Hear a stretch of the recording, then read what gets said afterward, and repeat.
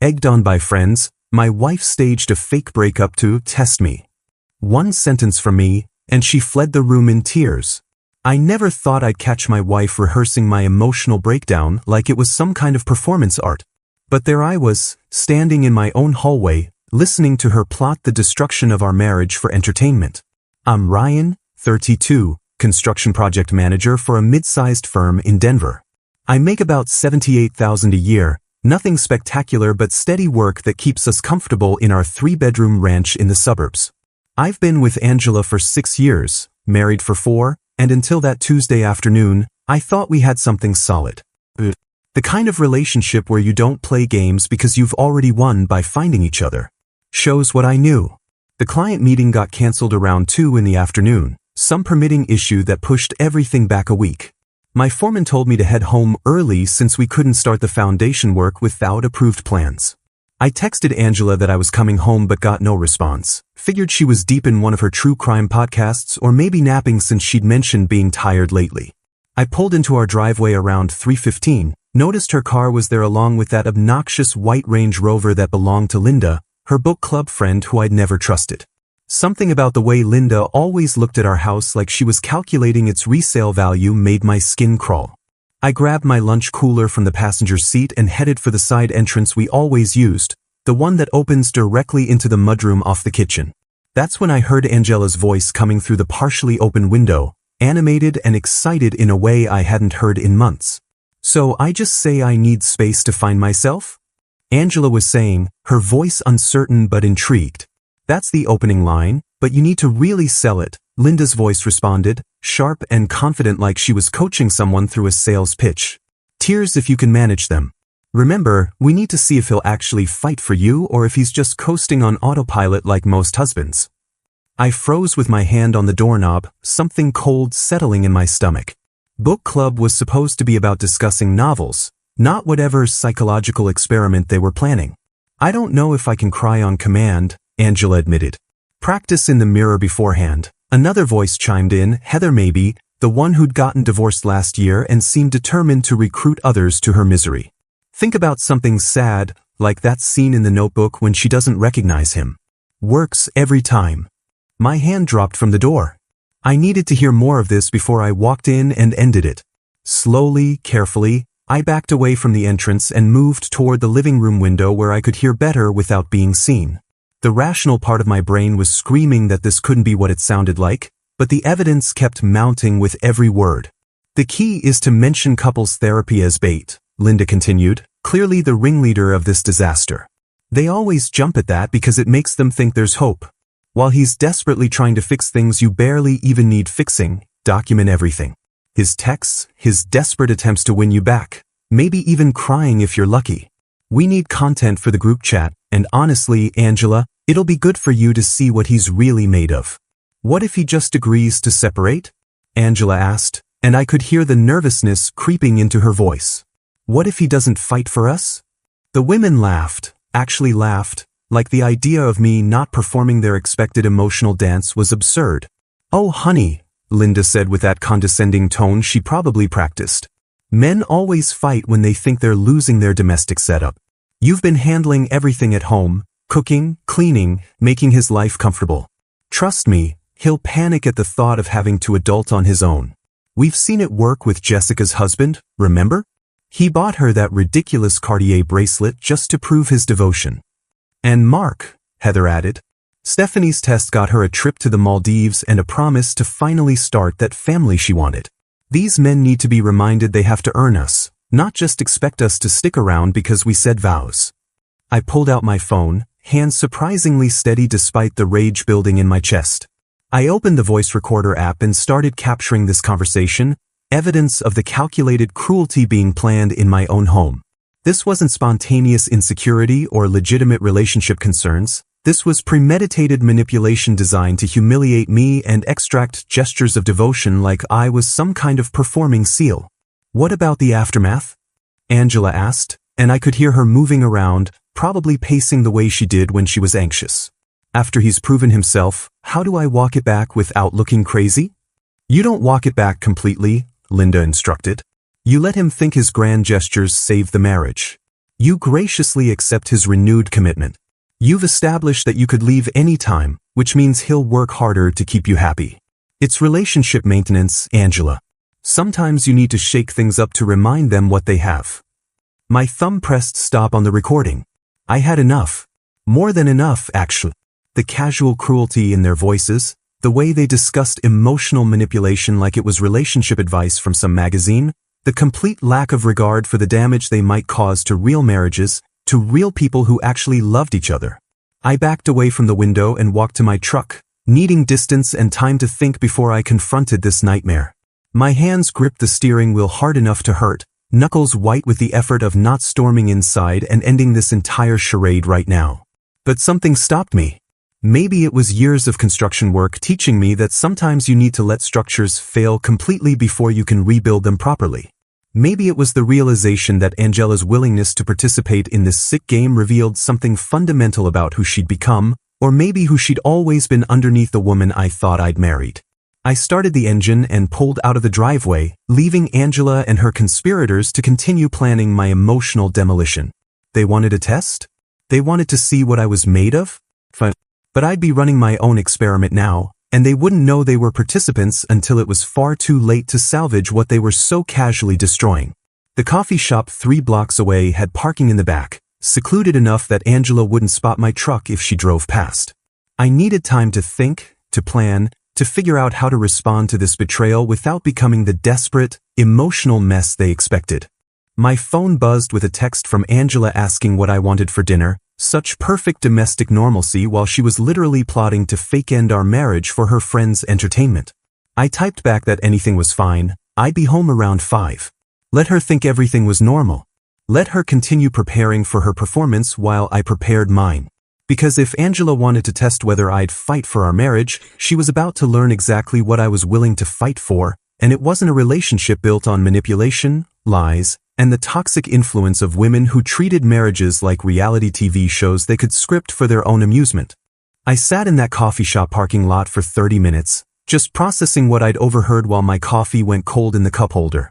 The rational part of my brain kept trying to find innocent explanations. Maybe they were discussing a book plot or some hypothetical scenario, but the recording on my phone eliminated all doubt.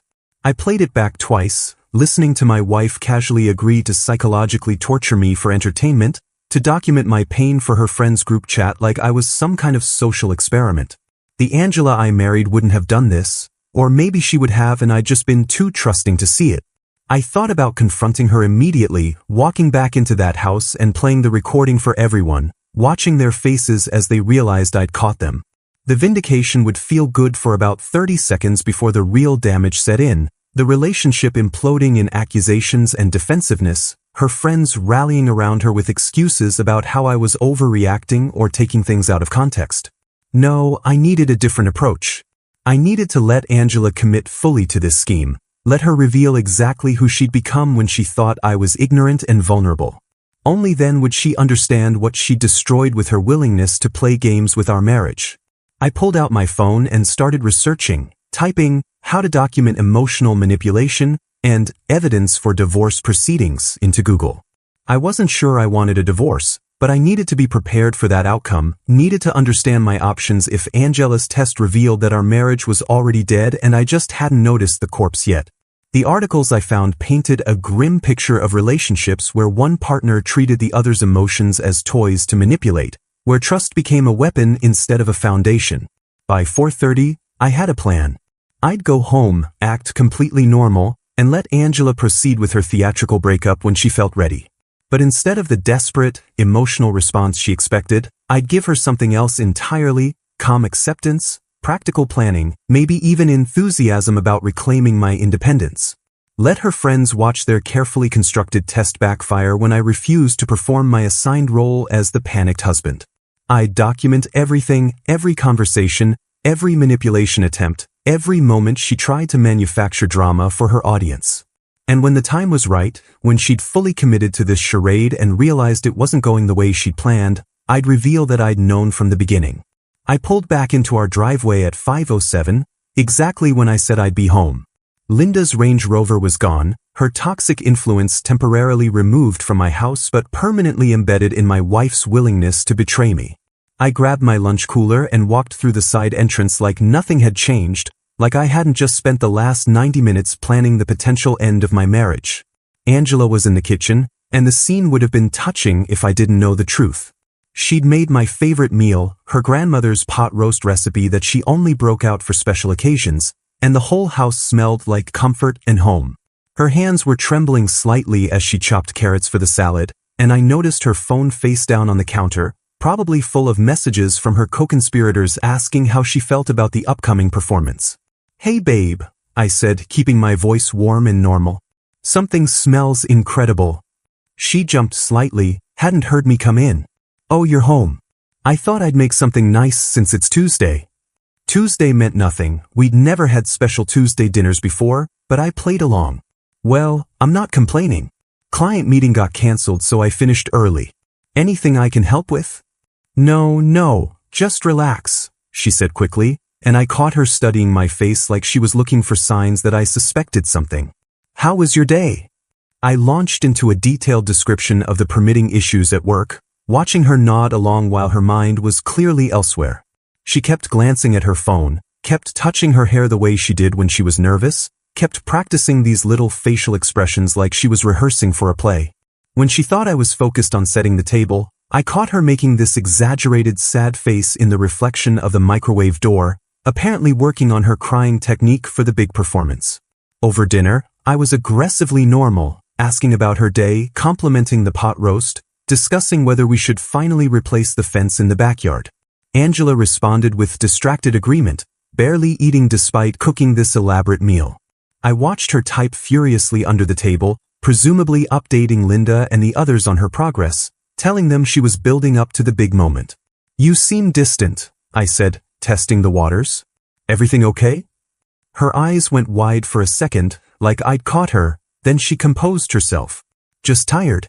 Book club was intense today, lot of discussion about relationship dynamics in the novel we're reading." "Which book?" I asked innocently, knowing full well they'd spent the meeting plotting manipulation instead of discussing literature. She fumbled for a title, mentioned something about domestic suspense, and I nodded like I believed her. The ease with which she lied to my face was almost impressive, made me wonder how many other times she deceived me while I trusted every word. After dinner, I volunteered to do the dishes while she relaxed, playing the considerate husband role perfectly. She disappeared into our bedroom, probably for more strategy sessions with her friends, while I loaded the dishwasher and planned my next moves. I'd be the perfect husband for the next few days, give her no ammunition to justify her fake crisis, no legitimate complaints she could exaggerate into relationship problems. When Angela finally launched her performance, it would be completely manufactured, transparently fake to anyone who'd been paying attention to how good things actually were between us. The performance came Sunday morning during brunch, perfectly timed for maximum dramatic effect. I'd just finished making Belgian waffles from scratch, her favorite, when Angela sat down across from me with that rehearsed expression of deep contemplation I'd watched her practice in every reflective surface for the past 2 days. Her hands were clasped together on the table, she'd done her makeup to look naturally tear-stained, and she took this long, shaky breath that would have won her an Oscar if I didn't know it was complete fiction. "Ryan, we need to talk about us," she began, voice trembling exactly like Linda had probably coached her. "I've been doing a lot of thinking, and I feel like I'm losing myself in this marriage.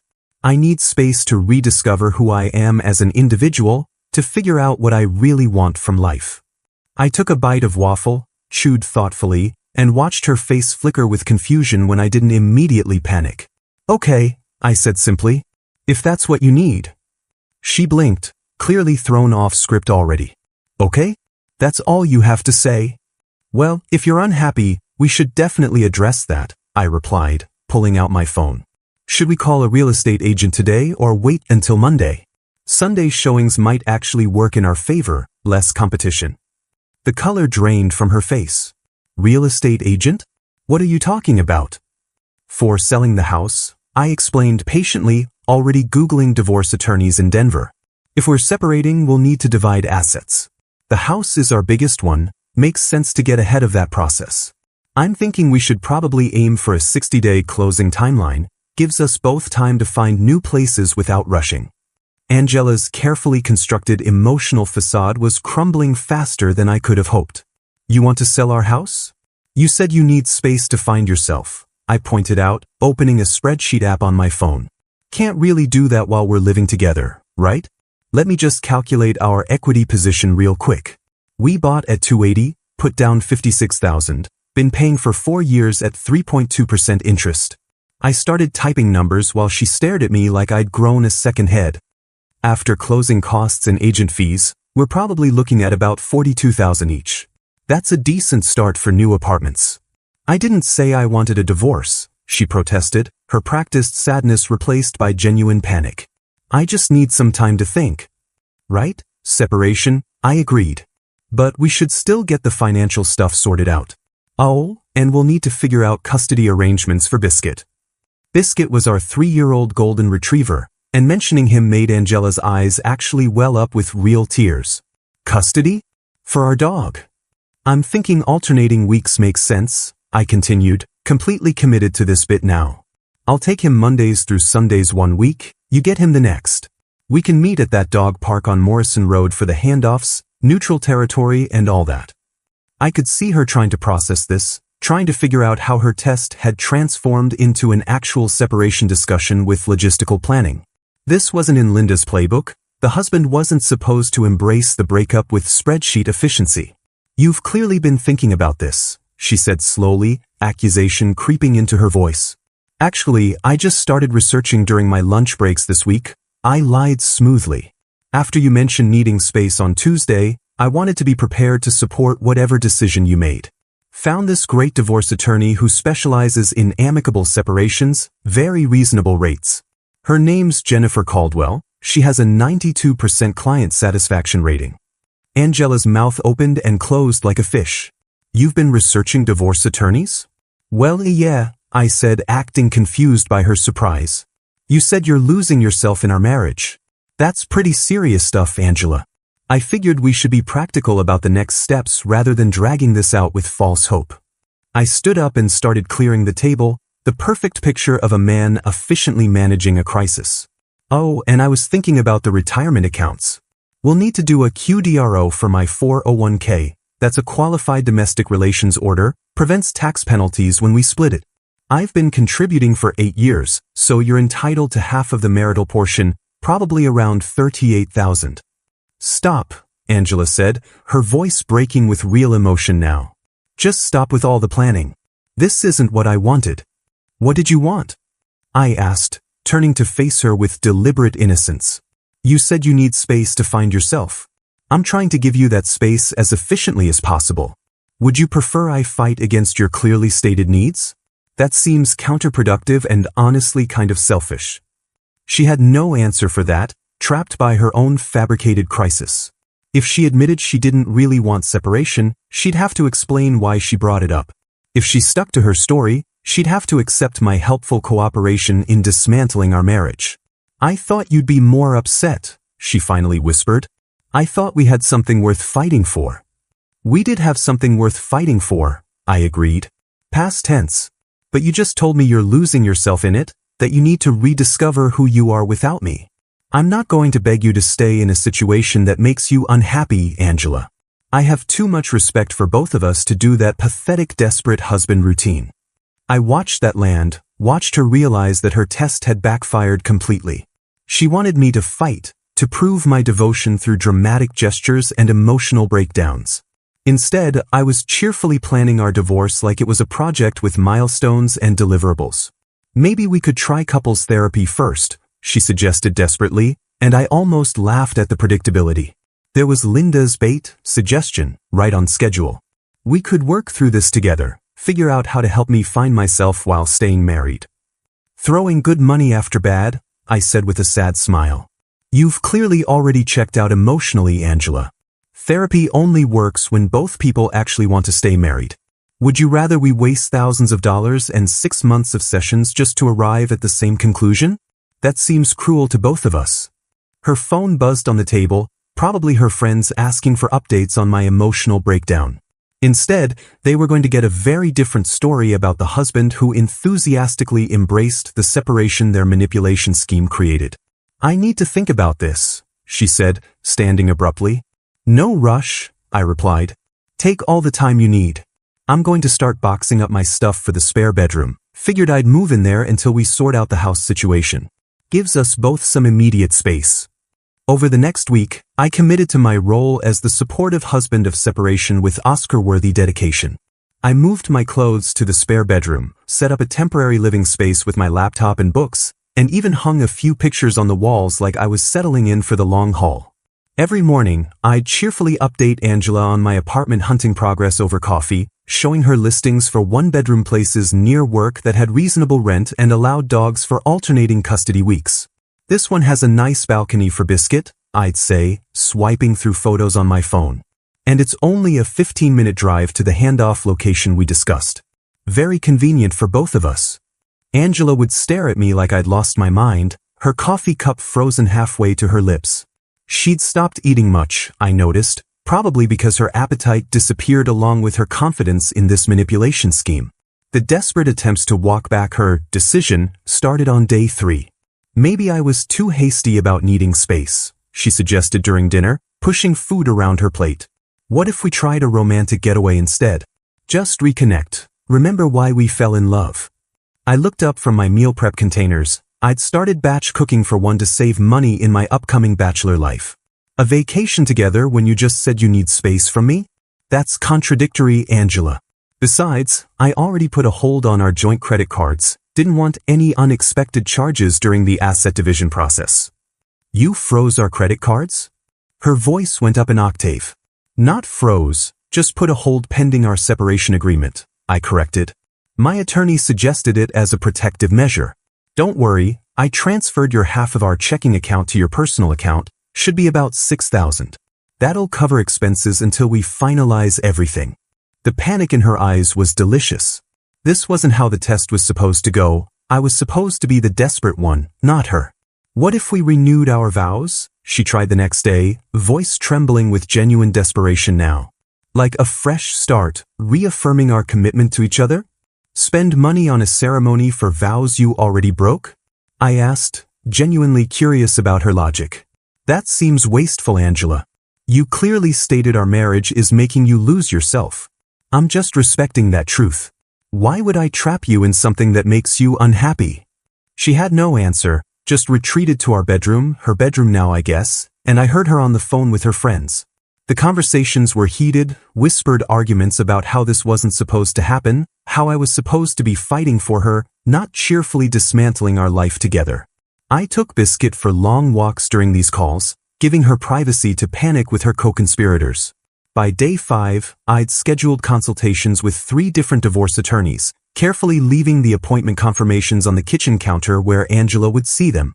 I'd also started openly browsing furniture for my future apartment, asking her opinion on whether I should go with the gray couch or the navy one for my new bachelor pad. The gray is more versatile, I explained, showing her the options on my tablet. But the navy might make the space feel more masculine, more like a fresh start, you know? I don't want to help you decorate your apartment, she snapped, the first real anger breaking through her manufactured sadness. I want you to fight for our marriage. But you said you need space to find yourself, I reminded her gently, like explaining something to a child. I'm trying to support that journey, Angela. Would you prefer I be one of those controlling husbands who ignores their wife's clearly stated needs? That seems pretty toxic. The trap was perfect. Anything she said now would contradict her original performance. If she admitted she didn't really need space, she'd have to explain why she lied. If she insisted she did need it, she'd have to accept my helpful cooperation in providing that space permanently. On day 6, I casually mentioned which friends I'd stay closer to post-divorce during our awkward shared breakfast. Obviously, I'll still hang with the guys from our couples game nights, but I figure you'll probably want them since they're more your crowd anyway. I've been thinking about reconnecting with some college buddies, maybe join that adult soccer league Dan keeps inviting me to. You're dividing up our friends already? Angela's voice cracked. Just being practical, I said, spreading peanut butter on my toast with careful precision. Divorce gets messy when people try to maintain the same social circle. Easier if we establish separate groups now, avoid awkwardness later. I watched her face crumple, watched the reality of actual consequences sink in. This wasn't a game anymore, wasn't a test she could abort when it stopped being fun. I'd taken her fake crisis and turned it into a real separation, complete with legal consultations, financial divisions, and social restructuring. I think I made a mistake, she whispered. About what? About needing space. About all of it. I don't actually want a separation, Ryan. I set down my toast and looked at her directly, letting silence stretch between us. Then why did you say you did? I was confused, she fumbled. I've been stressed, and I let my emotions get the better of me. But I realize now that what I really need is us, together, working through things. Working through what things? I pressed. You never mentioned any actual problems in our marriage, Angela. You just said you're losing yourself. That's not a problem I can fix, that's an identity crisis you need to resolve independently. She started crying then, real tears that had nothing to do with Linda's coaching. Please, can we just go back to how things were before? Pretend this never happened. We can't pretend away the truth, I said softly. You revealed something fundamental about how you see our marriage, how willing you are to throw it away when you feel like you need to find yourself. That's not something I can just forget. I'll do anything, she begged. Therapy, counseling, whatever you want. Just please don't leave me. I stood up, putting my plate in the dishwasher with deliberate calm. I'm not leaving you, Angela. You're leaving me, remember? I'm just making it easier for you to do what you clearly want to do deep down. As I walked away to get ready for work, I heard her sobbing at the kitchen table, her phone buzzing with messages from friends who were probably wondering why their entertainment had turned into a disaster. Let them wonder, I thought. Let them all see what happens when you treat someone's heart like a toy to play with. The revelation came on day 8, over dinner at Maggiano's, the Italian place where we'd had our first date 6 years ago. Angela had begged for this dinner, called it a last chance to talk before I signed with an attorney, and I'd agreed because I knew this was when I'd finally play my trump card. She dressed up for the occasion, wearing the blue dress I'd always loved, and she'd clearly been crying before I picked her up because her eyes were puffy despite fresh makeup. We ordered wine, made small talk about nothing, and I watched her work up the courage to make her final plea. I need you to know something, she began, voice shaking. I love you, Ryan. I've always loved you, and I was an idiot for saying I needed space. It was the stupidest thing I've ever done. I nodded, sipping my wine. Okay. Okay? That's all you're going to say. Her frustration was building. I'm pouring my heart out here, and you're acting like I'm talking about the weather. What do you want me to say, Angela? I asked. That I forgive you? That we can go back to normal? We can't go back to something that was clearly broken if you were willing to throw it away so easily. It wasn't easy, she protested. It was the hardest thing I've ever done. Really? I pulled out my phone, placed it on the table between us. Because from what I heard, it seemed pretty calculated and rehearsed. Her face went white. What are you talking about? I tapped the screen, opening the voice recording app. I think you know exactly what I'm talking about. I pressed play on the recording, the volume just loud enough for her to hear through my wireless earbuds that I handed across the table. I watched the color drain from her face as she heard her own voice discussing the manipulation plot with Linda and the others. Watched her hands start trembling as Linda explained how to cry on command, how to mention couples therapy as bait, how to document my desperate reactions for the group chat. When the recording ended, she just sat there, frozen, the earbuds dangling from her hand. You knew, she finally whispered. The whole time. Since Tuesday afternoon when I came home early and heard you plotting my emotional destruction in our living room. I took the earbuds back, put them in my pocket. I've known since before your performance even started. Why didn't you say anything? Her voice was barely audible. Because I needed to see if you'd actually go through with it, I explained calmly. I needed to know if the woman I married was someone who would betray me for her friend's entertainment, or if you'd back out when you realized how wrong it was. Tears were streaming down her face now, real ones born from genuine shame and horror. I'm so sorry. You're sorry you got caught, I corrected. You're sorry your manipulation test backfired. You're not sorry you were willing to put me through psychological torture for Linda's amusement. That's not true. I realized it was wrong. That's why I tried to stop it. You tried to stop it because I wasn't playing my role as the desperate husband, I said. You weren't getting the validation you wanted, weren't getting the grand gestures and emotional breakdowns your friends promised. The test failed because I refused to be tested. Angela reached across the table for my hand, but I pulled away. Please, Ryan. I was stupid and weak and I let those women poison my mind against you. But I love you, I've always loved you. Then why wasn't that love enough? I asked. Why did you need to test it, to measure it, to prove it through manufactured crisis? Why did you need to see me broken and desperate to feel secure in our marriage? She had no answer, just sat there crying silently while other diners glanced our way with concern. I signaled the waiter for the check. This conversation was over. The problem isn't that you wanted to test me, I said quietly.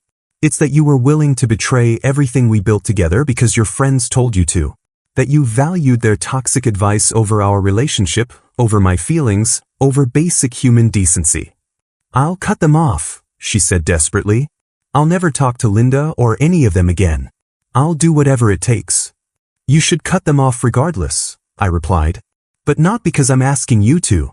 Because they're toxic people who convinced you to torture your husband for fun. The waiter brought the check and I paid it, my card, not our joint card that I'd actually frozen days ago. Angela watched me sign the receipt with shaking hands, probably realizing this was it, the end of everything. I notice you're not wearing your ring, she said, looking at my bare left hand. No, I agreed. I'm not. When did you take it off? Tuesday night, after I heard you planning to fake break up with me. Seemed appropriate since you were already planning to end things, even if it was just pretend. We walked to the car in silence, drove home without speaking. The comfortable silence we used to share had been replaced by the oppressive quiet of two strangers who'd run out of things to say. When we pulled into the driveway, Angela turned to me with desperate eyes. What happens now? I don't know, I admitted. You destroyed something I thought was unbreakable. You showed me that when your friends pressure you, when they offer you validation and entertainment, you'll sacrifice my well-being without hesitation. That's not something I can just forget. But you still love me, she said, like it was a fact. You must still love me or you wouldn't be this hurt.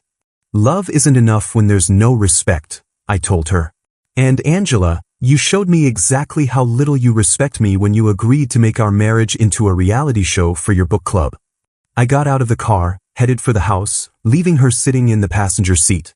Through the rearview mirror I'd angled before we left, I could see her crying, shoulders shaking with the weight of what she'd destroyed. Let her feel a fraction of what she planned to put me through. Let her understand the cost of treating love like a game. The book club met every third Thursday at Linda's pretentious McMansion in Cherry Creek, and this month's gathering was happening in 2 days. I knew because Angela's phone still synced calendar notifications to our shared tablet, and I'd been planning my appearance for over a week.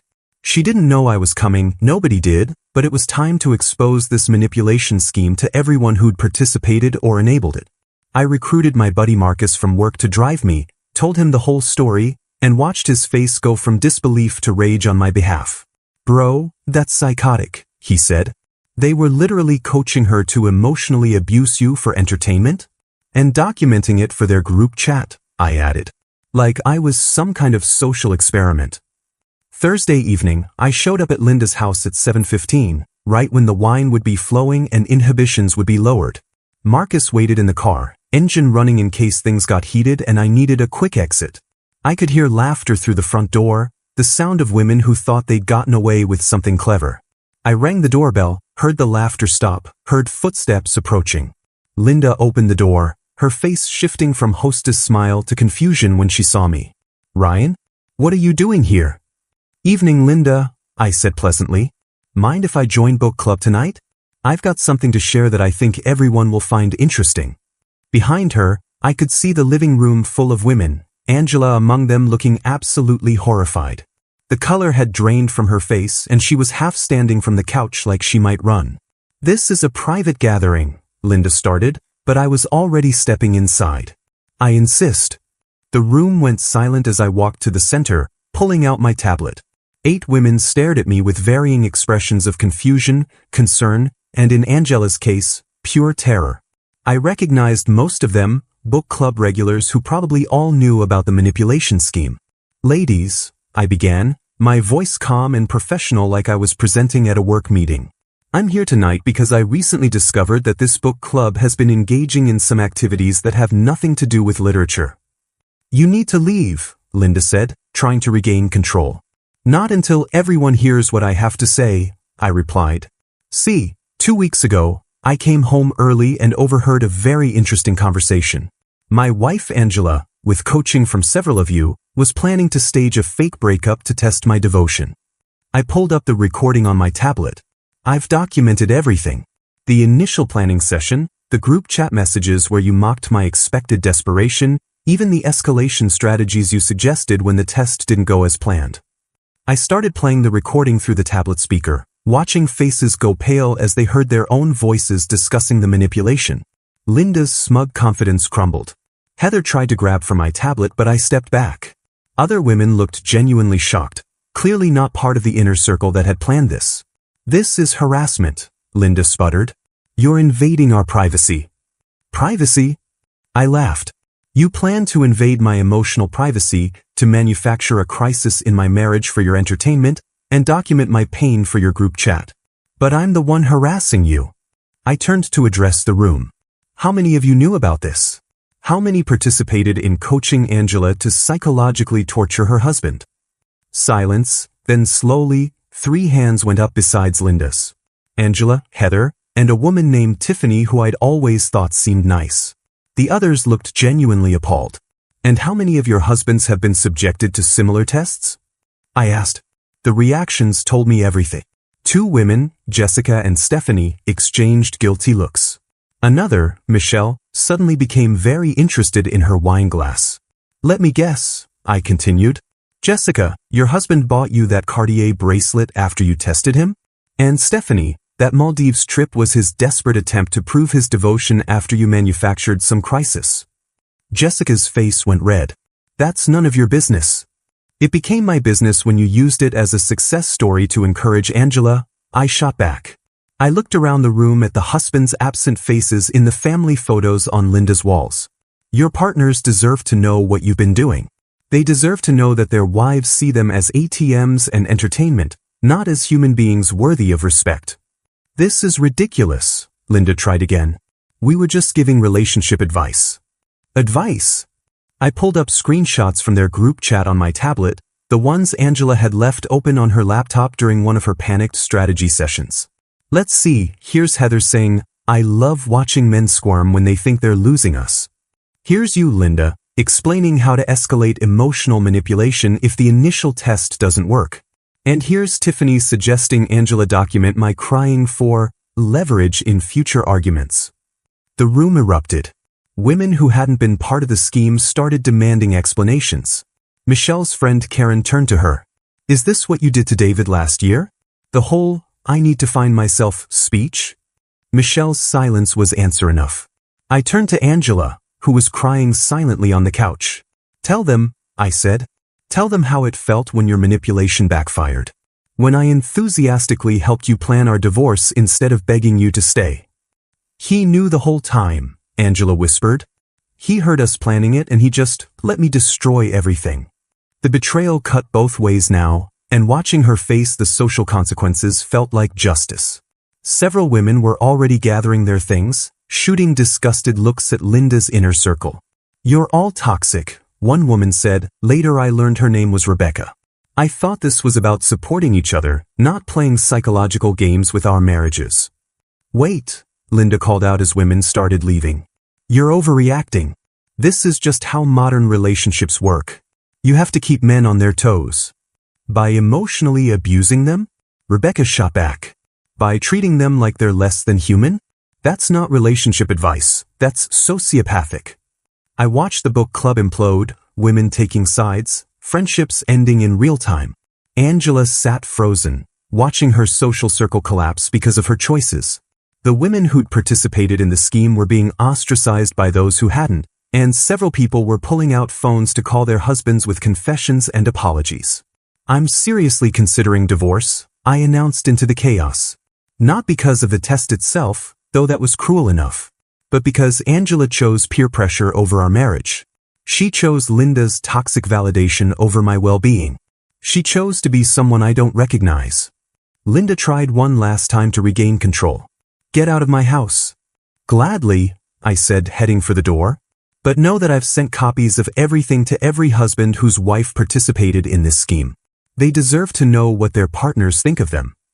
As I walked out, I heard Angela call my name, desperate and broken. I didn't turn around. Marcus was waiting in the car, engine running like I'd asked. How'd it go? He asked as I climbed in. Better than expected, I replied. Though I think I just ended several marriages besides my own. Good, Marcus said firmly. People who treat love like a game deserve to lose. We drove away from Linda's house, leaving chaos in our wake. My phone started buzzing with messages almost immediately, angry texts from Linda calling me horrible names, desperate pleas from Angela begging me to come home, even a few thank you messages from husbands who'd apparently just learned what their wives had done. I silenced them all and focused on breathing, on processing what I'd just done. The vindication felt good, but underneath it was still the pain of betrayal, still the knowledge that my marriage was probably over. Angela had made her choice when she decided to play games with our relationship, and I'd made mine when I decided to expose the truth to everyone who needed to hear it.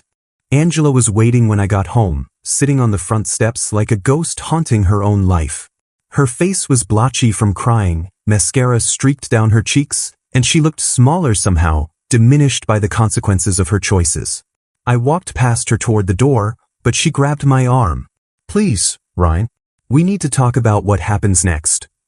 I looked at her hand on my sleeve, then at her desperate eyes. What happens next is up to you, I said. You've destroyed the foundation of our marriage. Whether we rebuild or not depends entirely on whether you're willing to do the actual work. I'll do anything, she said immediately, the same promise she'd made before. But this time felt different, heavier with genuine understanding of what she'd lost. I sat down on the steps beside her, maintaining distance between us. Here's what has to happen if we're even going to attempt to save this, I began. First, you cut off all contact with Linda, Heather, Tiffany, and anyone else who participated in that manipulation scheme. Block them on everything, no exceptions. She nodded frantically. Done. I never want to see any of them again. Second, individual therapy. Not couples therapy, individual. You need to figure out why you're so easily influenced by toxic people, why you chose their validation over our marriage. I'll find someone tomorrow, she promised. I'll go twice a week if you want. Third, complete financial transparency. You give me access to everything, every account, every credit card, every purchase. You've broken my trust, you need to earn it back through total honesty. Her face fell slightly at that, but she agreed. Whatever it takes. Fourth, you write apology letters to every couple affected by this scheme. Not just to the wives you manipulated with, but to their husbands who were being tested without consent. You own what you did publicly. That's humiliating, she whispered. Not as humiliating as what you planned to do to me, I countered. You wanted to document my pain for entertainment. This is you taking accountability for participating in that cruelty. She was quiet for a long moment. And if I do all of this, we'll stay together? If you do all of this, I'll consider whether staying together is even possible, I corrected. I make no promises, Angela. You shattered something fundamental between us. These conditions are the bare minimum for me to even think about reconciliation. How long? She asked. How long until you know? Months. Maybe a year.